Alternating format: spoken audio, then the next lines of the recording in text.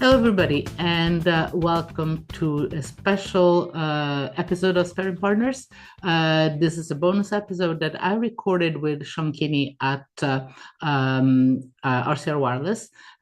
We recorded it on the last day, the last afternoon in Barcelona, a mobile congress. And that was a chance for us to reflect on what we have seen, what we have not seen, what we heard from people mostly.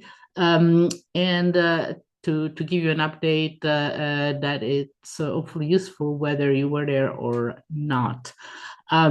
We have now recovered, and I hope you enjoy this episode that is becoming a tradition. We've done it before, and I hope we will do it again because it's always a great pleasure to talk to Sean.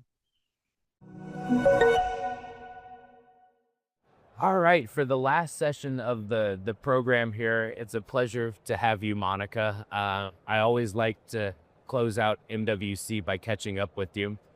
One of the things I really like about this show is that it's so big that you can really choose your own adventure.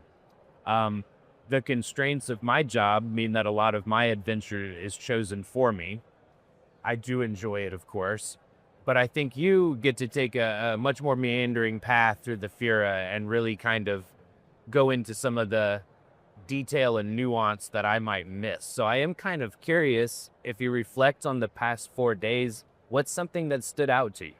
Yeah, actually, so going back to that, I'm independent, so I do whatever, by definition, I do whatever grabs my interest. And what you realize in a conference so big is how many people you can actually see that you don't usually see, and you actually get to hear their voice, not their corporate voice. And so I try to avoid most of big analyst events and demos and things, or official briefings, and so just talk to get a sense of what is going on within those people, and their job, but just sort of like a below the radar. And I think it's interesting because what I miss is that there is no major press announcement, but a sense of where we're going.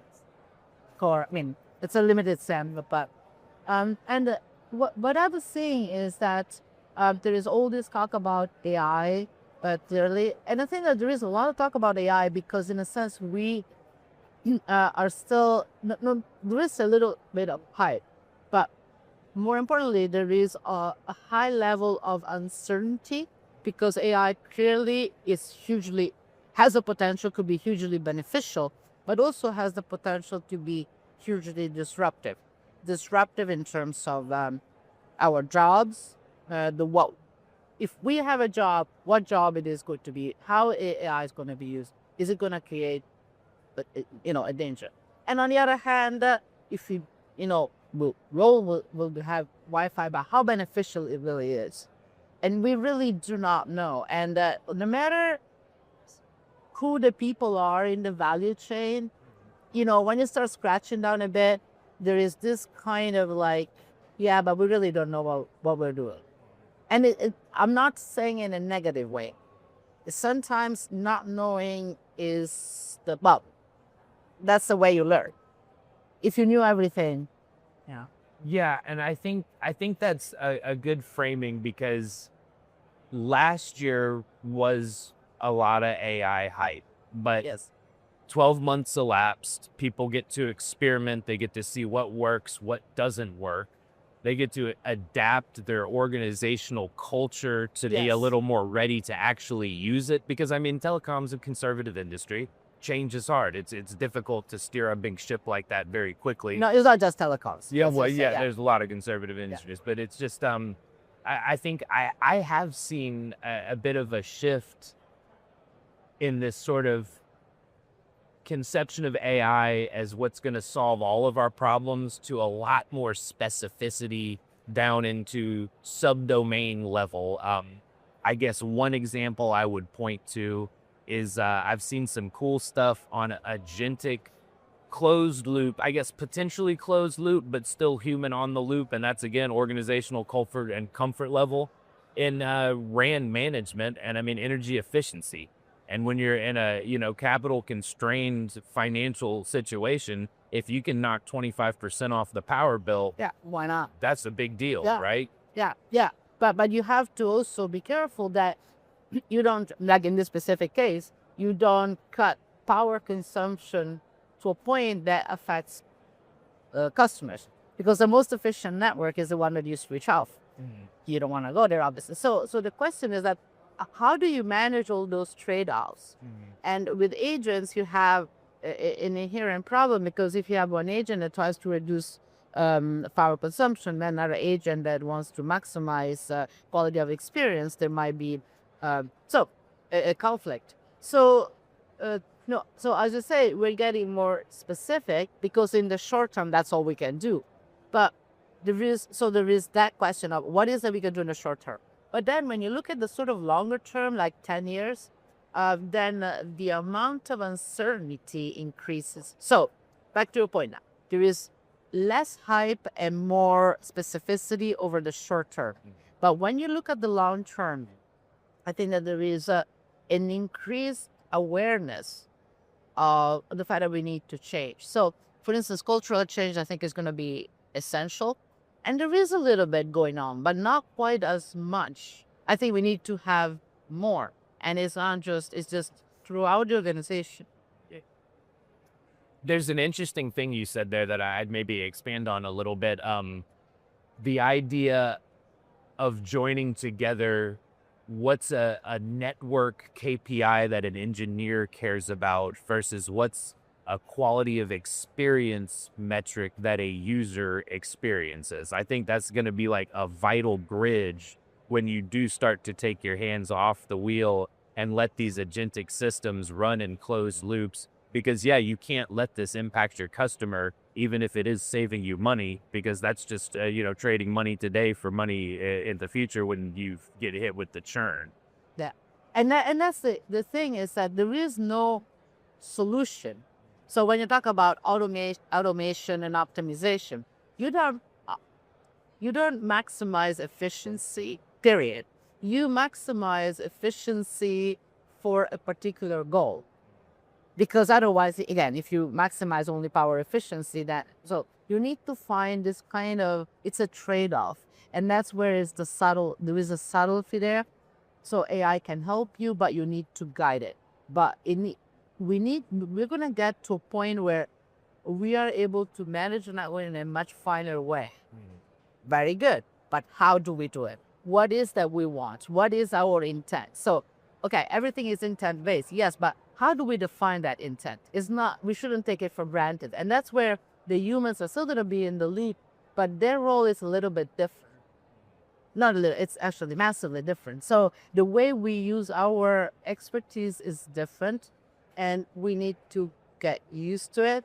And it's not just you hire the AI person. You just need the people with the expertise in the company to do it. Okay, here's my immediate reaction to that, and this is applicable to AI broadly, also applicable to AI in the context of telecommunications, but I think of it as data, compute, context. Operators have data. They got a lot of data. They have access more than they know what to do. They have access to compute resources.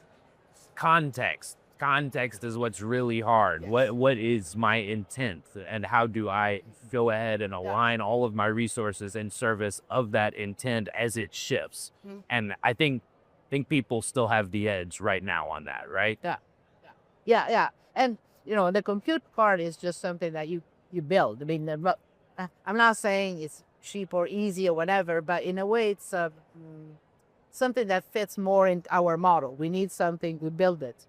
But the context is not something that we have experience with, because we have defined the content in ways that we didn't have to do it before, because before you just get, people just say, well, that's what we need to do, we do it. And now we need to kind of define it in a way that the AI can understand it and process it. Because, okay, on one hand, you have the agents and LLMs that are able to talk natural language, but it's not the same natural language that we use with each other. As a human that are interacting with a prompt, that need to do the prompt properly so that it gets interpreted correctly. So it's natural language, but it's not conversational. natural language. So we need to do it different. Now, one thing that I would like to say is that oftentimes all this kind of discussion gets framed into this is, operators should do this and whatever. But I think that we need to kind of step back and look at all of us. It's me, it's you, we work differently. Vendors also have to change. So it's not just the network, it's not just the operators. Because we often have this thing like, oh, you should do this, you should do, you're not moving fast enough. But it's actually everybody. Yeah, and I'll tell you one thing that stood out to me that I think I can and relate to what you just said is that I knew there was going to be some 6G discussions here. And that's right, because 3GPP is at work on it, and we have optics into kind of the problems that need to be solved. So, I mean, that's fine. I thought maybe that it would be a little more in my face than it actually was. What was in my face was the acceptance that a 10-year G cycle is somewhat arbitrary.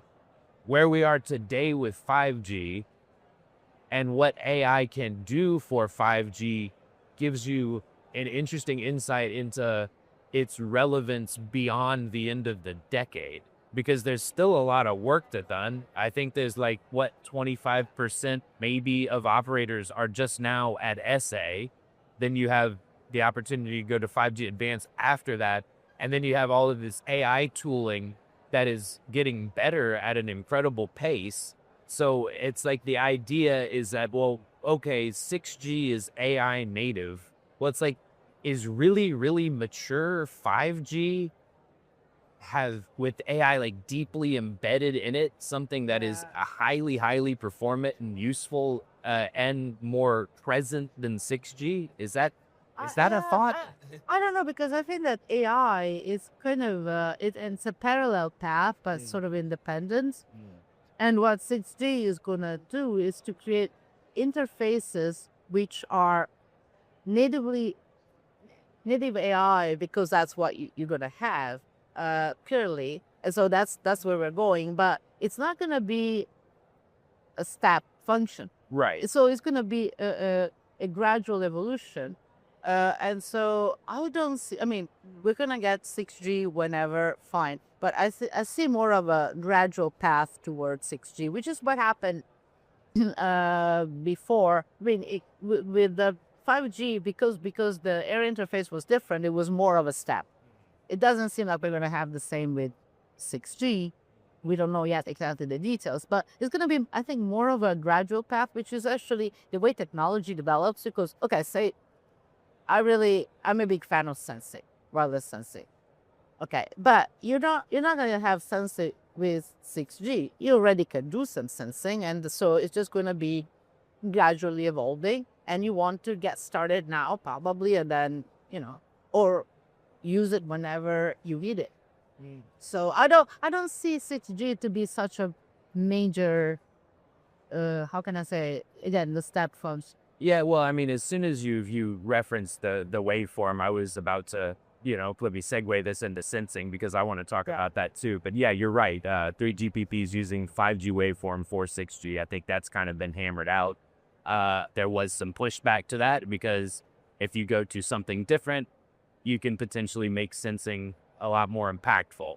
Yeah. So but I did see a lot of ISAC stuff, where you might expect to see it on the show floor. And I think that, I think what's happening currently in the Middle East puts a pin on why it is very important to be able to detect things in motion.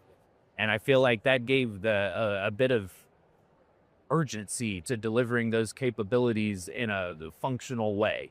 Yeah, and it's amazing. I remember the first time I heard about sensing, like, wow, can you really do it? Because you can use the existing infrastructure to do something completely different at the marginal low cost. So it's a huge way, and also from a monetization point of view, but also in terms of functionality, in terms of thinking of the environment as being connected as many multiple levels using the same network. So I think it's absolutely fascinating. And when people ask me what are the use cases, I get a little bit like, we actually do not know, but I can tell there's so many of that. I mean, I can come up with a bunch, Yeah, it's but I don't aren't think they? I can come Yeah. up with all of that. You know, at some point, I was working on a project on airports, and we came up with like 400 use cases for things you can do. Well, yeah, it's easy to come up with things you can do, but then you don't know which ones are going to be successful. And there's going to be probably one that we didn't cover that is going to be the most important one because you don't know. Technology has this kind of, it's an enabler. So we don't want to, but sensing, there's so many things you can do. Yes. I mean, if it's it will look, I mean, there's some structural challenges to delivering sensing at scale, chief among them cost and access to spectrum. Because the more fidelity you want, the more spectrum you need, right? And in the US, we've got a ton of incumbencies in the, Department of Defense operates a ton of different radar systems in that kind of 1 to 3 gigahertz range, which carriers would love to get that, but it's they're not going to take a $250 billion decade-long investment in radar systems and turn it over to some carriers to offer mobile services. Is there a middle path there, though, where that spectrum can be shared and the Well, yeah. sensing can be highly Yeah. You enrolled just want to share as much as you can. Yeah. And also you have Wi-Fi sensing. You have fiber sensing. Fiber sensing is, I have to confess, I didn't know much about it. I learned recently. It's absolutely fascinating too. It's a completely different set of use cases in this case. But it's not easy. Otherwise, we would have already had it. So, no, it's not easy, but doesn't mean that it's not worth it. Yeah. And it's not like, so I guess that one way to phrase it is that we have more technology and the difficulty is really in getting it out there because of cost, business model, regulation, because we want it to be safe and all. So there's all sorts of issues, but we can tackle them.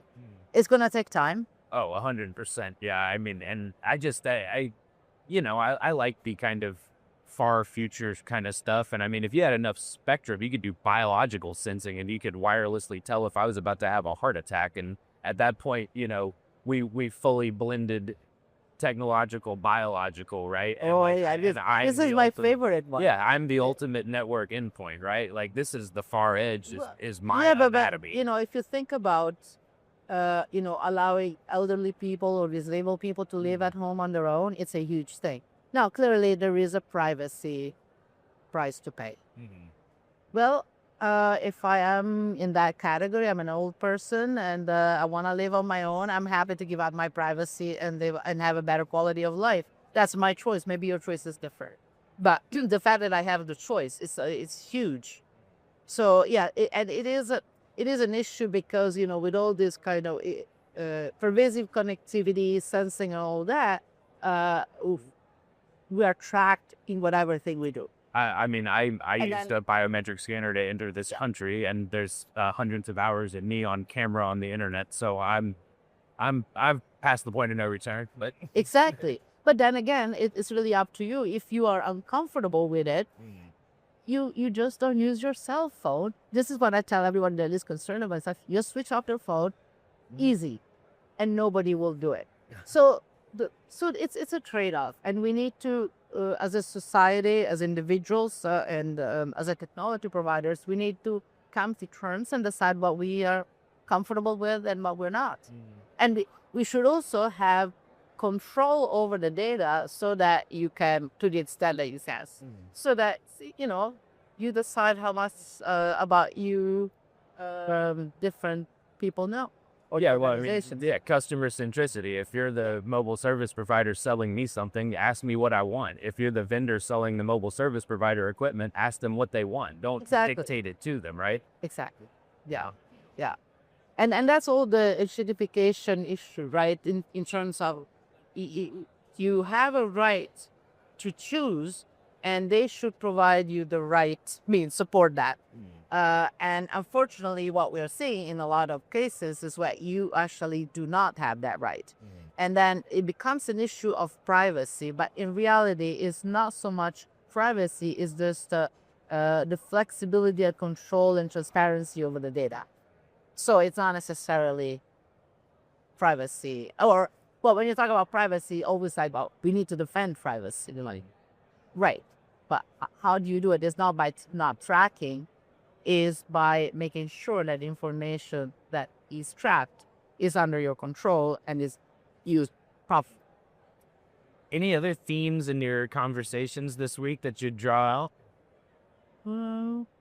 There was a lot there, and we, ventured from sort of the technological to the human and the abstract, and I appreciate that. But I think I'll tell you what I didn't see this year. I didn't see a huge emphasis on end-to-end, which last year there was. What, sorry? Non-terrestrial networks, and then the outlook for end-to-end terrestrial Yeah. network integration. I believe there was a good deal of discussion in the ministerial program about that, which I was do not have allowed. access We were to not that. allowed. Yes. So that is a very interesting program, but you're not allowed there. Yes. Well, so there was much less for. Actually, so last year every booth would have a tagline. This year most taglines are gone because I guess last year I realized that they all had the same tagline, like AI whatever.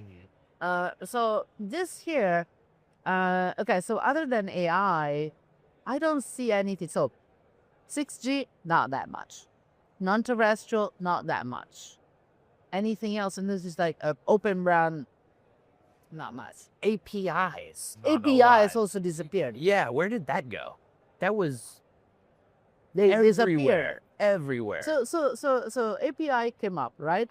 And then there was the issue API and AI don't talk to each other. And it's like, I never understood that because obviously there has to be a way because AI can, figure out everything. So why are API particular? I mean, you just need to figure out how to do it. So apparently that's kind of settled.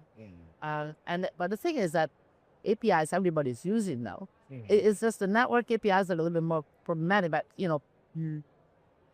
I think I would say it's the same thing with Open RAN. That is no longer much of an issue, but Open RAN shows up on all RFPs, and all the vendors check the box. So everything in a way is Open RAN or Open RAN ready.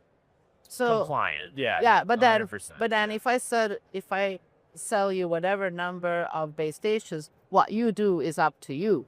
So whether you use it in an Open RAN network or not, that's up to you, and you don't have to. It's your own business as an operator. You do whatever. So, and this is something that I never saw the usefulness of having an Open RAN market forecast because it's really hard because if you buy those base stations, maybe today they're not deployed in an Open RAN environment, but maybe 1 year from now they are. And so how do we quantify that? So it's problematic. So the fact that people don't talk about it doesn't mean that there isn't, or there is it's a sign of failure. Same thing with satellites. It's not. They're not failing. They're doing pretty well. Right. It's just that I guess people don't feel the need to really. Yeah. I mean, AI RAN took all the air out of the room this year, and I did have Which is actually less in terms of impact as much as an impact that satellites. Yeah. But I guess it's because we want to talk about we don't really know. We have to still figure it out. And I think satellites are more, the 6G too is kind of next way. We don't know exactly when and what, but it's going. This was a lot of I think I heard this come up 3 different times, and it was all in the context of vendors pitching AI RAN solutions, and the pushback was like, well, is this something completely distinct from Open RAN, or is this additive to Open RAN? Because we used to talk about like, well, okay, we've got the interoperability between the CU, DU, RU, we've got that sorted. So now you've got your optionality. You can go do radio from vendor A, baseband from vendor B. Great. Okay, what now? Well, now we've got interface into the RIC. So now you can run an R app and an X app, and that's going to give you the ability to use your RAN as a new platform for service enablement, and then you can expand your market, et cetera, et cetera. We've heard all this. Well, it's like, well, okay, well, like, what's AI RAN then? I've kind of like lost my thread a little bit. So is it distinct or is it complementary? And I mean, I think open question, as an industry, we're great at like arguing about semantics. And it's like, well, no, if you capitalize O, then it means something different if it's lowercase. And it's like, okay, great. But I still think, the point is the hardware level works. I know it works because, That was so. I've been on the AT&T network in the US. It works. I've been on the Rakuten network in Japan. Also works. Yeah. So now it's like, well, okay, maybe the quick development of AI kind of threw off the development trajectory of XApps and RAcks a little bit and kind of having to recalibrate. So it's really hard to get on a stage and say that at Mobile World Congress, maybe. Well, okay, so actually a side presentation by Alex Troy talking about how AI RAN and Open RAN are complementary. Make it all clear to me. Yeah. Okay, so, well, if I can summarize it in a sentence, it's basically they transform the RAN at a different level. So it's not like one or the other, and you can have one or the other, but it makes sense to have them together. Fair enough. But what I would say is that, as you say, we spend so much time talking about the semantics. And then if you define AI RAN in a way different from mine, then we will never come to terms because you think it's a failure, I think it's a success, but it's only because we define it differently. But if we define the same way, we probably agree. I would have a sort of... Well, I put a hyphen between it, AI hyphen RAN. If you put a space, we're a different It's a completely different thing. I put a space. Okay. And then there are different vendors that get the concept in a different way. So I think that both AI RAN and Open RAN, the value that they bring is the flexibility. It's the flexibility as an operator, you do what you want, what you want, but also what you need, which is different. So in that sense, whatever way you define Open RAN or AI RAN, is the two of us, it's completely useless because we don't deploy an app. The operator will define what it is that they need. Is it AI RAN, AI, Open AI? It doesn't matter. What is really important to you, just do what you need in your network whenever. And so I think that's so I take a sort of non-religious type of, because you see that all the time, and I get that question all the time. So what does it mean for Open RAN? Well, nothing. It means what you want it to mean. I mean, Exactly. if it solves a problem you have, it means a great deal to you. Well, and if you try to have a too strict of a definition of Open RAN, which is what happened in the beginning, where everybody has to interoperate with everybody else, it becomes an absolute nightmare, very hard to manage, and it just doesn't work. But it's not that it doesn't work because you cannot have multiple vendors. It's because you try to take this concept to the extreme, and sure enough, it doesn't work. But it doesn't say anything about. So, in a way, it's like, I don't know. Actually, I was at the analyst meeting, Samsung's analyst meeting, and somebody asked, so what do you do about AI RAN? And the answer was nothing. And that was, I think, the right answer in the sense that what they said, like, we do all sorts of things and there is AI everywhere. But they don't think of it as AI RAN. So, and I think it's the same thing for Open RAN and AI RAN. Do you want the RAN to be more open, to use AI wherever it's useful? And then let's see what's the best way to work. I mean, everybody's journey is going to be different for a multitude of reasons. And that's why you have different vendors, right? I mean, and that's why you have different operators. So that's like, you remember when this was just a mobile phone show largely? But anyway, I had like a 30-minute window this morning and I went and looked at some of the new devices. And I mean, of course, it's all about like localized processing on your device. But I do wonder, as all of this matures and operators start to like think holistically, like what is my network AI strategy and how does that translate into value proposition to my customers? Like, do we start to take stock of the amount of AI processing that is in our subscribers' hands so that we can model the amount of AI processing and where it needs to be in our network? Absolutely. I mean, as you said, operators have so much data. But when we say this, oftentimes we assume there's a lot of data, network data. The thing is that it doesn't matter if the network, okay, I shouldn't say by network, but the fact that the network works, it's obviously necessary, but it doesn't guarantee good user experience. So it might look like the network was perfectly fine, but your experience sucks for a number of reasons. So I would hope that with AI, because you have this capacity to actually look at the network end to end, you can it's like that. This is the network. This is how it works, better or worse. And this is the users. Now, your experience on your phone might be different from mine, even though we have exactly the same thing, because we have different references and whatever. But come on, you can say it from the phone by what kind of thing you're getting, how does it relate to your clan, or whatever. So if you can go 360 degrees, I think that there would be a huge amount of value. And that's really what AI should be able to do, because that's, crunch any amount of data. Yeah, no, I mean, it's a good point though, because like that is the point of putting these, MPUs inside handsets. Yes.